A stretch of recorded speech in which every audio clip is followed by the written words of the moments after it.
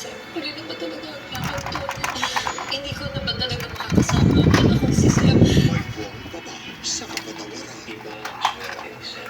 Baka naman sinasabi na sa'yo ng universe na tigilan mo na si Sir. Francine.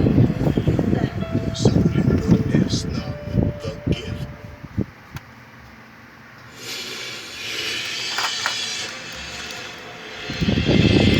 Pinasarap po ng lamay ng paniki, kaya mas mahal pa sa ilang sentro ang 1 kilo ng kakaibang kape sa Madagascar. Madagascar. Wala gigas. Coffee na aabot sa $110 kada libra o mahigit 12,000 piso ang presyo ng kada kilo.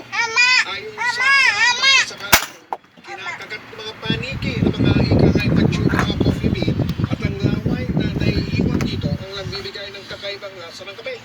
Kaya sa susunod na taon, target ng nilalani ang mga coffee bean at kinagat ng mga paniki para mas mataas ang kalidad ng kanilang kape. Bagong bigay siya po yan ng mahal ding kape na ang tawag ay alamid.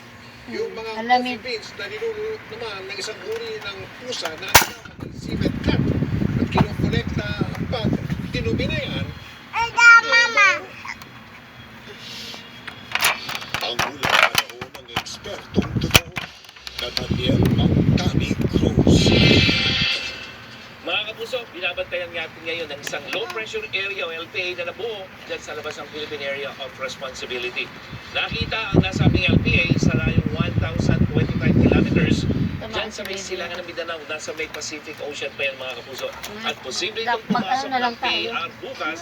Kita niyo yung Ganun. sirkulasyon na yan ng LPA. TikTok, Bagamat palak bumaba ang tayo. tsansa nito maging bagyo, pwede itong magpaulan dyan sa Visayas at Mindanao simula bukas.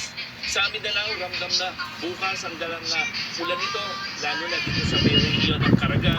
Magiging maayos pa rin mga kapuso yung panahon sa iba pang lugar sa Mindanao. Pero simula bukas ng gabi, mas maraming lugar na dito sa may Eastern Mindanao ang makakaranas ng mga hanggang katamtamang